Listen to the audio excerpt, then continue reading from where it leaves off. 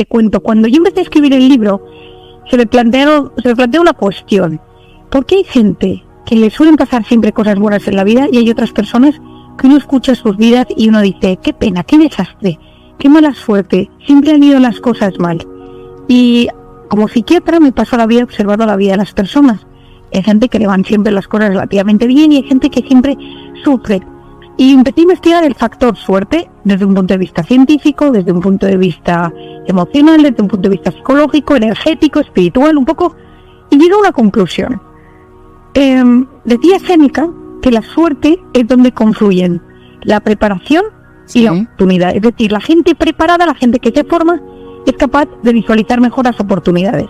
Y entonces, como psiquiatra, yo siempre digo que la felicidad consiste en vivir instalado de forma sana y equilibrada en el presente, viendo superado las heridas del pasado y mirando con ilusión al futuro. Es decir, los que están enganchados en el pasado son los depresivos. Los que viven angustiados por el futuro son los ansiosos. Depresión y ansiedad, las dos grandes enfermedades del siglo XXI. Si tú le preguntas a alguien qué le preocupa, te habla del pasado o del futuro. Nos hemos olvidado de vivir en el presente. Y las cosas buenas pasan en el momento presente. Y entonces la raíz, un poco el quid del libro, trata de qué depende mi felicidad del momento presente, de qué depende que algo sea una cosa buena o no. La felicidad no es lo que nos pasa, sino cómo interpretamos lo que nos pasa. Cada instante, para una persona puede ser un momento muy positivo, para otra puede ser un momento neutro y para otra puede ser un momento nefasto. Sí. Y mi planteamiento como psiquiatra, que se lo explico a todos mis pacientes, es ¿de qué depende que tu interpretación de la realidad sea positiva o negativa? Y yo lo dividí en tres factores. El primero es el sistema de creencias. Si una persona, todos tenemos, para que nos entendamos, todos tenemos en nuestra mente ideas prefijadas, automatismos que hacen que etiquetemos las situaciones, que tengamos expectativas con respecto a ciertos temas. Por ejemplo, si una madre quiere que su hijo sea futbolista y su hijo llega un día y empieza a jugar al ajedrez, aunque se convierta en el mejor jugador de ajedrez del mundo, su interpretación de ese campeonato de ajedrez será negativo porque siempre está pensando en ojalá hubiera sido futbolista. Y ese sistema de creencias lo tenemos con todo, con el dinero que ganamos, cómo debería tratarnos nuestra pareja, cómo deberían ser nuestros hijos. Y estos sistemas de creencias son muchas veces limitantes. Tenía hace poco una paciente pues que se desesperaba porque ella, el sueño suyo es que sus hijos estudiaran una carrera y su hijo mayor trabaja en una startup en Silicon Valley, gran sueldo, pero para ella eso no es, la startup no lo entiende, y entonces da igual que su hijo le llame y le diga que ha comido en Google con no sé quién, o que ha estado en Facebook con un directivo, le da igual, porque ella querría que su hijo estuviera estudiando su carrera en Madrid. Ya, una meta que se puso ella, pero no se fijó en el otro. No se fijó en el otro, y son ideas que nosotros tenemos. Hace poco me decía una persona, yo es que no quiero salir con ninguna persona que sea de Valencia, no quiero tener un novio de Valencia, porque los de Valencia siempre dan mal resultado, porque mi prima tuvo un novio de Valencia y los de Valencia... Pero tenemos estas ideas con todo, y hace que muchas veces algo bueno puede estar cerca de nosotros, pero le tachamos porque algo del entorno no nos gusta. El segundo ingrediente del cual depende nuestra interpretación de la realidad es lo que yo denomino, o lo que hoy en día sabemos, por el estado de ánimo. Una persona triste, angustiada, deprimida, obsesiva, todo lo ve mal. Una persona que está enfadada se levanta por la mañana y da igual lo que suceda, que todo le parece negativo. Y ese estado de ánimo depende de múltiples factores. El estado de ánimo depende del sueño, y yo soy una persona que me preocupa muchísimo el sueño de la población, porque estamos en un momento de la historia donde, al menos en los países europeos, en Estados Unidos, las cifras, gente que toma pastillas para dormir son altísimas. No sé exactamente cómo son las cifras en Colombia. Sí, aquí también la gente no duerme por muchos problemas, ¿no? Los problemas económicos sobre todo. Pero es un tema porque no dormir altera completamente nuestro estado de ánimo. Es decir, el sueño es la consecuencia del día, pero por otra parte, quien no duerme bien al día siguiente está mal, y todo el día lo interpreta de forma peor, está más cansado, más irritable, tiene menos tolerancia a lo que sucede. Otro factor que influye en el estado de ánimo, que es muy importante, son las drogas. Y digo las drogas como quien dice, legales e ilegales. Por supuesto la marihuana, la cocaína, todo ello, porque uno no interpreta la vida de igual manera, pero también hablo mucho del alcohol. Es decir, cuando uno bebe una copa de alcohol, uno toma, pues lo que hay en el entorno, pues lo ve de otra manera. O uno se irrita más, o se enfada más, o se enfada menos, pero tiene como un componente que le altera profundamente. Luego otro factor que afecta al estado de ánimo es la bioquímica. Con bioquímica me refiero desde las enfermedades de, por ejemplo, endocrinológicas, problemas de tiroides, tienen muchísima relación con el estado de ánimo, paratiroides, unos problemas, algunas enfermedades relacionadas con la mujer, digo enfermedades o síntomas, pues síndrome de tensión premenstrual, la menopausia, el posparto, el embarazo, que bioquímicamente alteran la fisiología del estado de ánimo. Luego las circunstancias, y luego siempre me gusta hablar de la actitud. Actitud activa y desactiva el estado de ánimo. La actitud al final es algo que nosotros decidimos, la decisión ante las diferentes circunstancias. Y aunque a veces nuestro estado de ánimo sea terrible, la actitud siempre hace algo. Es cierto que hay veces que uno necesita medicación, pero hay otras veces que solo con la actitud podemos salir de un entuerto mental con mucha más facilidad. Doctora, yo le escuché a usted en la conferencia sobre la posibilidad que tenemos de visibilizar lo bueno, de lo que puede ocurrir. Lo bueno, uno visibiliza lo bueno que va a pasar y ocurre. De hecho, usted contaba un ejemplo con Chayanne en un hotel. ¿Eso de visibilizar lo bueno es la actitud? Bueno, es la actitud, pero antes que la actitud es otra cosa, que es una zona del cerebro que yo describo muchas veces, que se llama el sistema reticular activador ascendente. El nombre es terrible. Sí. Que los tipos que la descubrieron nunca pensaron que yo creo que yo fuera a hablar de esto por todo el mundo, pero es una zona, formación reticular, que se encuentra en el tallo encefálico. Y para que los oyentes lo entiendan, y tú también, Rito, cuando una persona va caminando por la calle y de repente está embarazada, de repente empieza a ver a gente embarazada. Exacto. Pues una persona va con muletas, no sé si se dice muletas en Colombia. Sí. Las muletas, y de repente me dicen, anda, otro con muletas. ¿Qué pasa? ¿Es que hay más gente con muletas? No. Lo que pasa es que mi cerebro recibe en cada instante varios millones de bits de información y solo se queda con aquello que es necesario para sus ilusiones, para sus metas, para sus sueños, por eso se dice esa frase tan importante: lo que el corazón desea de verdad, la mente se lo acaba mostrando. Es decir, hay muchas cosas buenas que surgen en nuestro entorno constantemente. Pero el tema es que si no sabemos que las queremos encontrar, no las vemos. Esto me pasó con Chayanne, pero me ha pasado a lo largo de mi vida. Me pasó hace unos años que estaba yo con una paciente en consulta y que me empezó a hablar del actor Patrick Dempsey, el de Anatomía de Grey. Sí. Entonces, o de él, y estuvo tal, y al cabo de un rato salí a la calle y me lo encontré por... No puede ser. Entonces, pero como yo, este señor, este actor, a mí no me decía nada, es decir, bien, pero yo no era fan, no, jamás le había visto porque no está en mis prioridades. Pero como me acababan de hablar de él, entonces me lo crucé por la calle y dije, anda, y lo saludé. ¿Por qué? Porque estaba en mi cabeza, porque estaba entre mis temas que rondaban mi mente. Por eso yo siempre digo que al 90% de la gente que no le pasan cosas buenas es porque no sabe lo que quiere que le pase. Y entonces su cerebro no se lo enseña. Constantemente hay cosas en nuestro entorno que pueden sucedernos, que están ahí deseando que pasen, pero nosotros no las vemos. Entonces una persona dice, es que yo no encuentro pareja, ¿qué buscas? Es que yo no encuentro trabajo. Yo siempre digo que pocas frases han hecho más daño que la de aparecerá cuando menos te lo esperes. Me parece una frase muy peligrosa porque, claro, uno si se queda esperando a que aparezca, no aparece. El hombre de su vida, nadie va a venir a tu casa y te va a decir, eres el hombre de mi vida y que quiero casarme contigo. O nadie va a llegar a tu casa y te va a decir, todo tiene sentido contigo y por favor ven a mi trabajo porque vas a... No, la gente en el fondo lo que quiere y lo que hay que hacer en esta vida es salir a buscarlo y saber lo que uno quiere encontrar. Porque cuando uno quiere, esto me recuerda cuando te piden que vayas a buscar algo a una estantería. Sí. ¿Sabes lo que buscas? Sí. Cuentas. Pero descríbemelo, no, es el libro con el lomo verde. pero puedes no encontrarlo, pero cuando sabes lo que buscas, lo encuentras.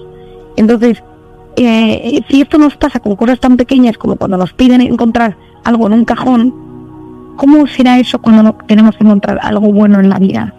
Un puesto de trabajo constantemente, y más en el siglo que vivimos, es el siglo de mayor estimulación de la historia. Hay tantísima información, yo digo que la sociedad del exceso de información y de la falta de formación. Estamos recibiendo constantemente millones de estímulos, y claro, el problema es que estamos atragantados. O sea, consumimos demasiada información, demasiados estímulos, sin que nos dé tiempo de reflexionar si los queremos o no los queremos. No sé cómo están ahora mismo las noticias en Colombia, pero en España es todo un drama. Cada día es un drama y un nuevo drama. Entonces hay un momento que el cerebro ya no sabe qué filtrar. Estamos completamente saturados. Y de hecho, el principal inhibidor de todo este sistema es la pantalla. La pantalla de los dispositivos, porque las cosas buenas de la vida pasan en la vida real y no en la vida virtual. Y no en la vida virtual. Y las estamos buscando siempre en la virtualidad, hoy en día, con la tecnología, la verdad. Totalmente. Y entonces uno de los problemas que esto genera es que la vida virtual da gratificaciones instantáneas, es la felicidad a golpe de clic. Me siento solo y escribo a alguien. Me siento frustrado, me compro algo a través de una tienda online. Me siento afectivamente solo y me meto en una red social tipo Tinder de parejas. Y entonces mi cerebro, cada vez que me meto en esas redes sociales, genera en mí microchispazos de una hormona que es la hormona de la dopamina, que es la hormona es la hormona del placer, pero es la misma hormona que las drogas. Y entonces estamos viendo muchísimos problemas de adicción a las redes sociales y a la pantalla, que van por los mismos circuitos del cerebro que la adicción a la cocaína. De hecho, hoy en día estamos tratando, médicamente hablando, la adicción a las redes sociales con medicamentos muy similares a la adicción a la cocaína. Ahí, cuando uno quiere ser feliz, y según lo que dices en un reportaje que te hicieron en el ABC de España, que es un periódico español, es que hay una obsesión por huir del sufrimiento cuando uno quiere ser feliz. Y eso no es tan real. Bueno, es que, y es una de las primeras partes del libro, el sufrimiento forma parte de la vida. Y es que es fundamental. O sea, el sufrimiento existe. Y el sufrimiento... o sea, al final en esta vida, la felicidad depende de que uno sea capaz de superar las derrotas, que sea capaz de levantarse tras un palo gordo, que sea capaz de lidiar con los elementos tóxicos y difíciles del día a día, porque siempre hay un componente de sufrimiento. Y de hecho, el equilibrio consiste en aprender a mantener cierta paz interior y armonía a pesar de los 1000 avatares, de los 1000 sufrimientos del día a día. Si estamos todo el día obsesionados con no sufrir, nos perdemos parte de la vida y de hecho acabamos rompiéndonos porque buscamos vías de escape que no son sanas. Y en el momento que uno niega que el mundo tiene un punto de sufrimiento, que uno huye de ese punto de sufrimiento, el problema es mayor. Yo no digo que haya que entrar en el drama y meterse en el drama, pero sí aceptar que hay cosas que suceden en la vida pues que son difíciles y que siempre ha existido esto. De hecho, el sufrimiento tiene un sentido. Tiene un sentido porque, por un lado, posee un valor humano y espiritual. Puede elevarnos, puede hacernos mejores personas. ¿Cuánta gente conocemos que tras un golpe ha sido capaz de enderezar su vida y buscar alternativas? Y sí, incluso capaz de agradecerlo a posteriori. No es raro que encontremos personas que tras una existencia superficial y conformista, cuando sufren un dolor, un fallecimiento, una enfermedad, de repente cambian de forma de ser. Por otro lado, el sufrimiento tiene otro punto muy importante y es que nos ayuda a reflexionar. Nos lleva al fondo de muchas cuestiones que nunca nos habíamos planteado. El dolor, cuando aparece, pues a veces nos pide saber el sentido que le damos a la vida. Como nos pasamos la vida huyendo de pensar, cuando tenemos sufrimiento tenemos que pensar sobre la muerte, sobre la vida, sobre el sufrimiento, sobre los demás. Por otro lado, pues el dolor ayuda a aceptar que somos limitados. ¿Por qué? Porque nos convertimos en seres más vulnerables y caemos de ese pedestal en el que nos habíamos colocado, nos habían puesto. Entonces, en ese momento hay que bajar la cabeza y reconocer que necesitamos ayuda o el cariño y apoyo de otros. Y a veces hay que compartir nuestras limitaciones con los demás. Porque eso también es un paso para la sencillez. Es que a veces nosotros nos creemos demasiado. Y la gente que sufre y que acepta sus limitaciones es gente mucho más simpática y mucho más amable. Por lo tanto, el sufrimiento transforma el corazón. Cuando tenemos una etapa difícil y uno ha sufrido de verdad, uno en general se acerca al alma de los demás. Uno intenta entender qué le están pasando a las demás personas, porque ya no es ese momento en el que todo te va bien, que te crees que eres una persona que... No, en ese momento te acercas a los demás, preguntas a los demás por sus problemas. Y por eso yo empecé el libro hablando del sufrimiento, porque si nos dedicamos a negar el sufrimiento, al final cuando llega nos rompemos demasiado, nos enfermamos. Y también hay otro punto importante de la conferencia o del libro, es que generalmente las personas se preocupan por lo que no ha pasado. Sí, es que uno de los temas más importantes de la mente es que la mente y el cuerpo no distinguen lo que es real de lo que es imaginario. Es decir, si yo me preocupo porque ahora mismo me pueden echar de mi trabajo, o de repente llega mi jefe y me dice, estás fuera, en mi organismo pasa lo mismo. Se generan las mismas sustancias que son las hormonas del estrés y de la amenaza. Y esta hormona se llama el cortisol. Y el cortisol. Bueno, sí. El cortisol, famoso cortisol. El cortisol en dosis bajas es buena. Es una hormona muy buena porque nos ayuda a hacer frente a un desafío. Es decir, si aparece un león, gracias al cortisol yo salgo corriendo y soy capaz de hacer frente a ese león. Y entonces todo mi cuerpo taquicardia, la musculatura se me para el intestino porque en ese momento ya no quiero comer. Baja el flujo de sangre de mi cerebro porque no necesito pensar. Es decir, es un momento que se paraliza mi organismo para hacer frente, se paraliza mucho parte de mi organismo para hacer frente a ese desafío. Pero eso sirve durante un tiempo. Si yo me paso todo el día preocupado y se aparece un león, y si me echan del trabajo, y si mi marido me abandona, y si mi hijo está en las drogas, y si me quedo sin dinero, y si no llego a fin de mes, mi cerebro todo eso lo vive como una amenaza real. Y empieza a segregar cortisol a todas horas. Y entonces yo lo llamo la intoxicación por cortisol. Es un cortisol tóxico que me va enfermando. Y entonces mi organismo, como se enferma, empieza como a desgastarse.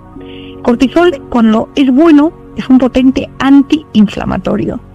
Pero cuando mi cortisol es malo, es tóxico, deja de producir ese efecto antiinflamatorio y hace el efecto contrario, que es inflamar. Entonces mi cuerpo está constantemente gastritis, gastroenteritis, amigdalitis, faringoamigdalitis, por problemas de inflamación del intestino. Es decir, mi cuerpo ante ese estado de alerta constante se enferma y se inflama. Por lo tanto, yo hago mucho de educar la voz interior. Es decir, la voz interior nos tiene que ayudar para apoyarnos y no para hundirnos.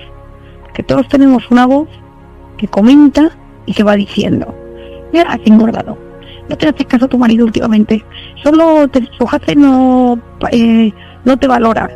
Todo eso es muy tóxico para nuestra mente. Esa voz interior, cuando no la tenemos educado, es muy tóxico para nosotros. Hay también en el entorno que nosotros pues vivimos a diario personas que pueden ser consideradas tóxicas y otras personas que pueden ser consideradas vitamina. Y creo que rodearse de personas vitamina es bueno, pero ¿cómo podemos manejar a esas personas tóxicas? Bueno, todos tenemos a alguien que solo con pensar en esa persona nos altera profundamente y saca lo peor que llevamos nosotros. O sea, es decir, nos altera profundamente, nos sube el cortisol. No con pensar en esa persona. Y es una persona tóxica porque en algún momento de la vida esa persona nos ha hecho daño. En algún momento esa persona nos hirió. Entonces pensar en esa persona nos duele y nos altera. A veces no solo encontrárnosla, sino pensar en ella. Y esta gente, lo primero de todo es que hay que detectarlos, saber que son personas tóxicas, que son personas que nos alteran, que hay mucha gente que no lo sabe. De repente uno piensa que el trabajo no sabe por qué se encuentra tan mal, qué le está pasando, qué sucede, y lo que pasa es que tiene alguien que te está haciendo daño, que te juzga, que te trata mal, que te ignora, pero no eres consciente. Lo segundo es ser discreto con esas personas. A muchas personas les suceden que le cuentas tu mayor secreto a una persona tóxica. Cuentas tu mayor vulnerabilidad a una persona tóxica y esa persona lo puede usar luego, porque son vampiros emocionales, te chupan la emoción y te vienes abajo. Y luego darte cuenta y pensar si te puedes alejar de esa persona. Hay momentos en los que hay que alejarse de las personas tóxicas. Pero ¿qué pasa si no me puedo alejar? Que es mi jefe, es mi suegra, es un cuñado, es el marido de una amiga. Entonces hay que aprender a convivir con esas personas. Y yo aquí recomiendo una cosa importante, 3 cosas. La primera, intentar entender qué es lo que pasa en mí cuando estoy con esa persona. Pues es que me siento inferior, siento que me juzga, siento que me ignora, siento que me odia. Es decir, entender qué mecanismos se activan en mí. Hacemos una pausa y ya regresamos. Happiness is the truth, nothing got. No, seriously, it's going. What happiness brings to you? That will only give you feel like that's what you want it to. Here come bad news, talking this and that, it's stuff. But you give me all you got, don't hold it back. Well, I should probably warn you, I'll be just fine. En RCN Radio, Desafíos RCN. Estamos en Desafíos RCN hablando con la doctora Marian Rojas Estapé, autora del libro Cómo hacer que te pasen cosas buenas. Lo segundo es decir, comprender es aliviar. Esta frase de mi padre y a mí me encanta, ¿no?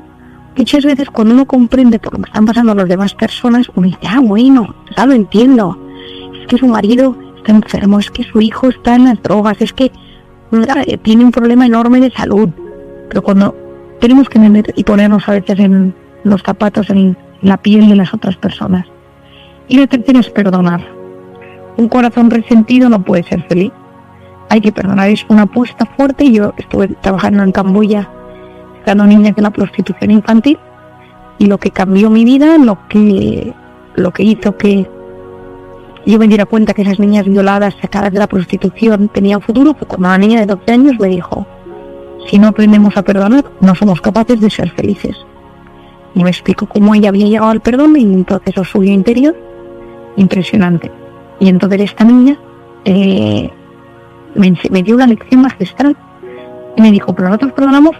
Dice, yo tengo que perdonar por mí misma, porque si no perdono no tengo futuro, porque me paso la vida resentida. Yo tengo una frase que es, perdonar es ir al pasado y volver sano y salvo. Es decir, si uno no perdona se queda enganchado en el pasado, y esto sabemos hoy en día, que ese resentimiento, ese rencor es un factor para enfermar. Y por otro lado, aquí entran las personas vitaminas. Las personas vitamina. Que son personas que cuando estás con ellas te vienes arriba. De repente, todo es más sencillo, te ríes, te mandan un mensaje en el móvil y sonríes. ¿Por qué? Porque son gente que te hace ilusión y que tiene la capacidad de subir la oxitocina, que es la hormona del vínculo, es capaz de, en pocos segundos, de transformarte el corazón. ¿Cuál es la hormona del vínculo? La oxitocina. La hormona del vínculo es la misma hormona que se pone en marcha en la lactancia y en el parto. Y hoy en día sabemos que es la hormona de la confianza y de la sociabilidad. Entonces es una hormona muy, muy importante. Y la oxitocina, cuando la elevamos, cuando somos amables, subimos la oxitocina y esta hormona contrarresta los efectos del cortisol. Pues sabemos que la gente que se lleva a alguien que tiene amigos, que se va a tomar pues, un aperitivo con los amigos y se ríe, esa gente pues tiene la mejor salud que la gente que está sola. ¿Qué relación hay, digamos, con actitudes, con depresiones, con respecto al cáncer? Bueno, el tema del cáncer es un tema que yo siempre digo que es multifactorial, ¿no? O sea, es decir, hay una parte de alimentación, hay una parte de hábitos de vida, pues, el fumar, el comer, etcétera. Pero hoy en día sabemos que las emociones, la gestión de las emociones, tiene un impacto muy importante. Veamos por qué. Si yo estoy siempre alerta o siempre bajo amenaza, siempre estoy preocupado por algo, siempre digo en tensión, ¿qué sucede? Que todo mi organismo está alerta. Al estar alerta estoy generando ese cortisol famoso que inhibe el sistema inmunológico. Las defensas de mi cuerpo se se eliminan. Entonces, por un lado, hoy en día sabemos que si un cáncer puede surgir y no tenemos mecanismos de defensa, es mucho más fácil que ese cáncer nazca. Es decir, todos conocemos a alguien que de repente ha tenido un cáncer y te dice, pues es que tuve 3 años horribles y de repente al 4.º año me enfermé, ¿no? Pero cada vez empieza a haber más estudios de cómo las emociones, la gestión de las emociones es un factor de riesgo más para enfermar. Porque el ser humano no está diseñado para vivir en modo supervivencia siempre. El ser humano está diseñado para vivir disfrutando de forma atenta con la realidad, no la vida virtual. Si nos pasamos todo el día en modo supervivencia, vamos deteriorando nuestro organismo. Te voy a dar un ejemplo que lo vas a entender, ¿no? Sí. Si, por ejemplo, una persona está en modo alerta, ¿no? Es decir, nos aparece un león y tengo que salir corriendo. Y hablábamos de que pues empezamos con taquicardias, la sangre se lleva a los músculos, sale corriendo. ¿Qué pasa en el intestino? Que el intestino se paraliza. El famoso peristaltismo intestinal se frena. Y entonces pueden pasar 2 cosas, o que haya una evacuación rápida, o que me quede estreñida. ¿Qué sucede? Que invito a comer, pero como tengo constantemente mi cuerpo en modo amenaza, tengo mi intestino parado, yo como, pero lo que como no se metaboliza bien porque no se expulsa bien y se fermenta. Y eso se genera en gases. ¿Quién no ha tenido distensiones abdominales? Y quizás ha metido gastroscopias, colonoscopias y lo que tienes, la tripa súper hinchada o gases. Pero si encima esto se va alargando en el tiempo, pues a veces se hacen heridas en las vellosidades intestinales, que son las paredes del intestino, y esas heriditas, esas úlceras, son las colitis ulcerosas, los colon irritables, la enfermedad de Crohn. Es decir, yo por algo de cómo tengo mi organismo de modo amenaza o de modo estresado, estoy alterando todo mi sistema digestivo. Bueno, pues esto, si el sistema inmunológico está completamente eliminado, si el sistema endocrino, que el cortisol es una hormona, está alterado, si mi sistema neurológico, ¿qué no pasará con el cáncer? Que al final no deja de ser que unas células un día de la noche a la mañana se transforman, se malignizan, se vuelven malas y nadie las puede controlar. Y si hoy en día sabemos que empiezan a haber estudios sobre tipos de personalidad relacionados con algunos tipos de cáncer, pero eso sí, no es porque una persona sea de una cierta manera va a tener un cáncer, no, sino una serie de factores, más una mala gestión de las emociones, más un mal manejo de mi forma de ser ante esa situación, que puede ser un factor más que contribuye al cáncer. ¿Cómo hacer, doctora, para que las personas cambien de actitud? Porque también hay personas que dicen, es que yo soy así y no me van a cambiar. ¿Cómo replantear el cerebro de esas personas que se levantan por la mañana y todo es gris o negro, por no decir? Bueno, hay personalidades depresivas, es decir, hay gente que tiene personalidad por su biografía, su historia, que tiende a ser muy negativo. Entonces les cuesta muchísimo ver lo bueno de la vida, ilusionarse, todo les parece negativo, bien sea porque su vida ha sido siempre un drama, o por bien porque son gente que, como las cosas no han salido como ellos querían, se convierten en lo que llamamos personas neuróticas. Las personas neuróticas son gente que está enganchado a un sufrimiento del pasado y todo lo ven en clave negativo. Es gente muy tóxica, muy amargada. De hecho, pues acaban de generar un ambiente muy, muy tóxico en su entorno. Y yo siempre digo que lo primero con estas personas es que se den cuenta, ¿no? Que algo que ellas no se encuentran bien, que ellas están... Que necesitan ayuda, pero no la quieren aceptar.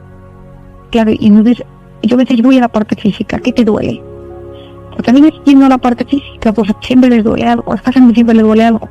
Entonces, a veces es bueno que un médico con una cierta autoridad sobre esa persona le diga, ¿no te parece que últimamente el ritmo de vida que llevas, la situación, cómo te encuentras, todo esto puede tener como tu forma de ser?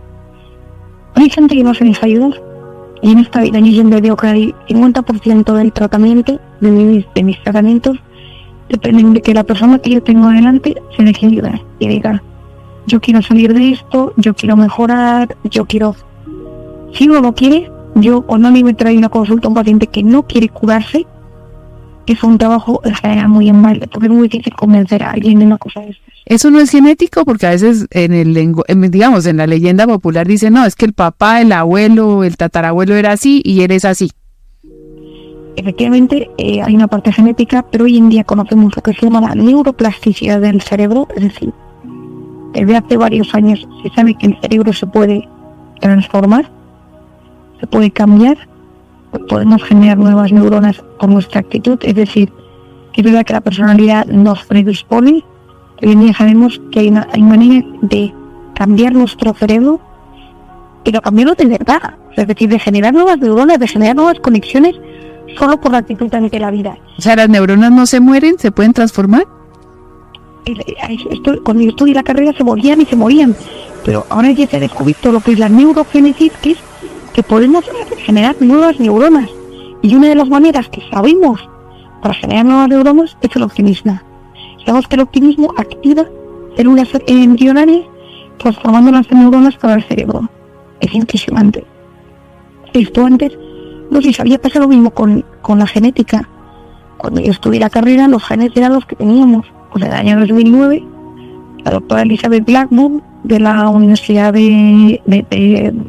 ganó el premio Nobel de Medicina por descubrir la telomerasa, que es la enzima que repara los telómeros, que son los extremos de los cromosomas. ¿Qué quiere decir con esto? Que nosotros, con nuestra actitud ante la vida, con nuestra alimentación, con nuestros hábitos, por ejemplo, de meditación, de ejercicio, podemos mejorar nuestros cromosomas. Lo que antes, por eso, hay cosas que nos predisponen, pero no nos determinan a ser así siempre. ¿Y esos cromosomas cómo actúan? ¿Cómo es esa transformación? No entiendo muy bien. Y todos nosotros tenemos en los núcleos de nuestras células cromosomas, todos nosotros. Y los cromosomas predisponen que tenemos ojos azules, ojos verdes, que luego de esa manera o esta otra, que este carácter es de una manera. Es la genética, son los genes. Y cada cromosoma tiene en su extremo una cosa que se denomina telómero. Son como gorritos, capuchones. Ese telómero mide la edad biológica que yo tengo. Entonces yo puedo tener 43 años y que mi telómero me diga que tengo 55. ¿Qué significa? Que yo me estoy cuidando muy mal, que yo tengo más riesgo de enfermar. Por eso hay gente que se ve más joven que otra, con la misma edad. Tiene mucho que ver.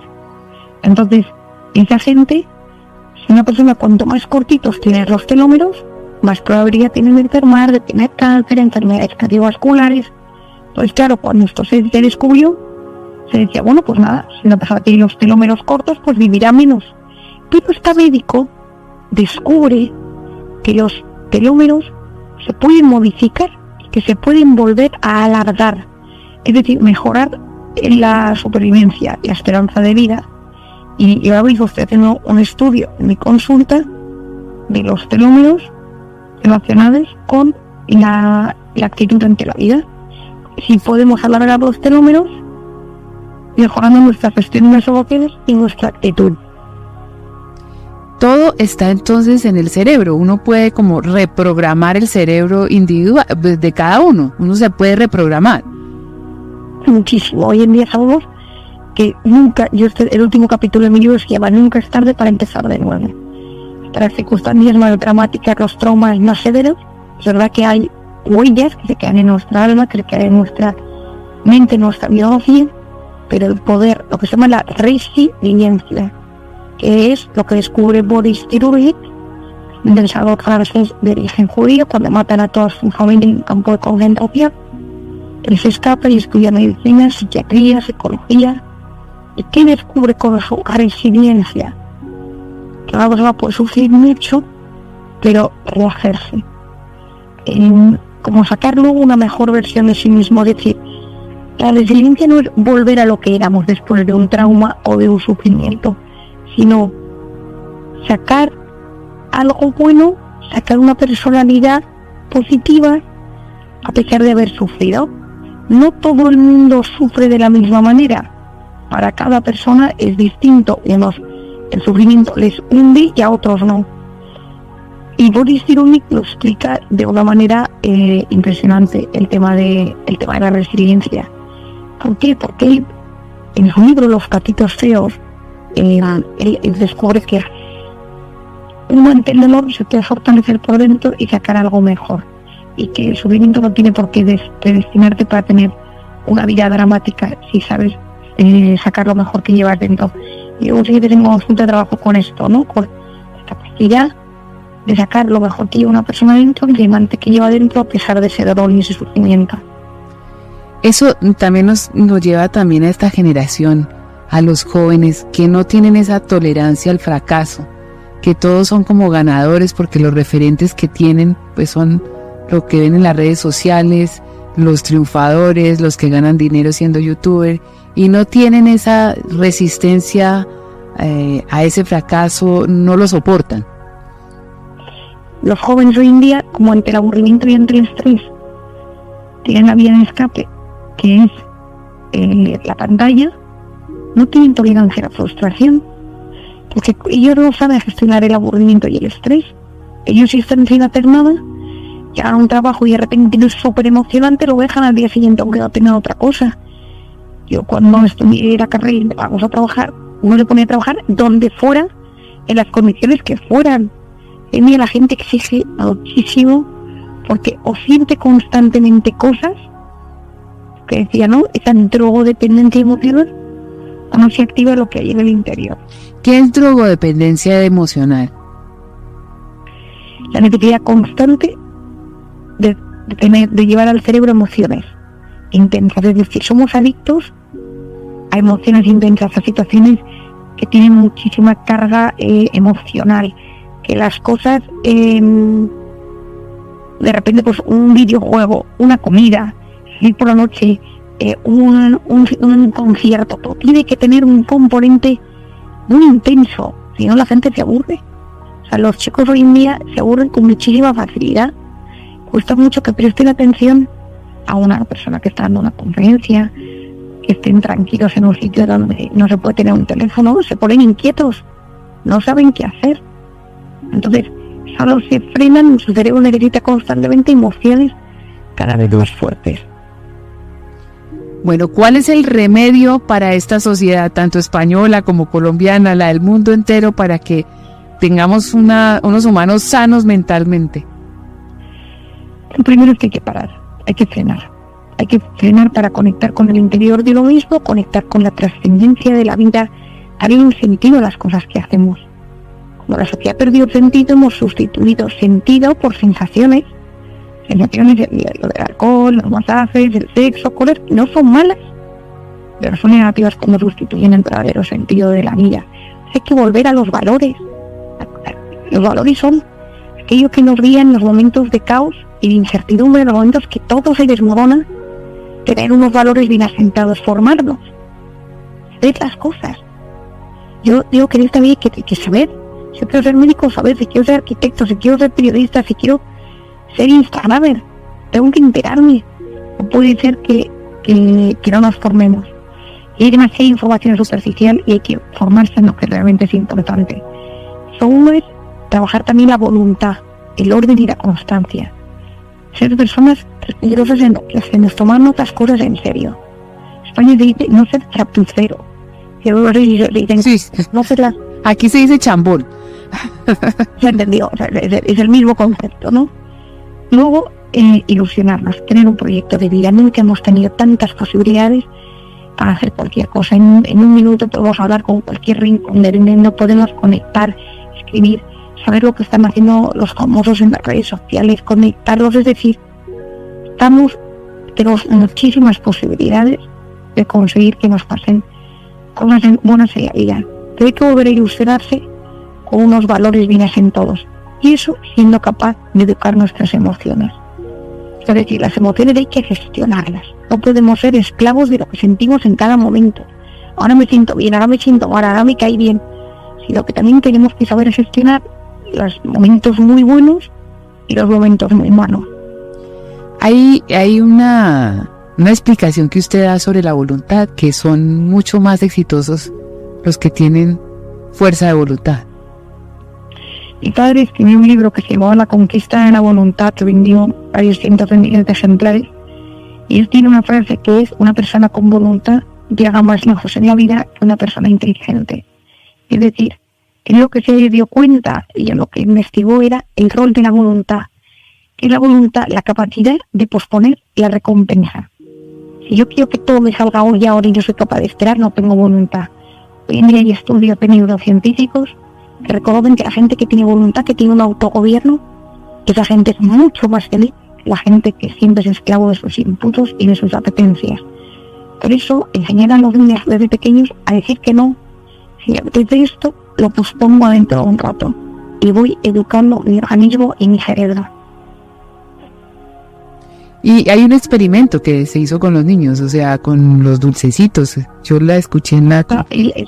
Es impresionante. Ese estudio se llama The Marshmallow Test, el test de la golosina, y es unos niños que están en una sala, se les deja un caramelo y se les dicen si son capaces de no comérselo, se les darán 2.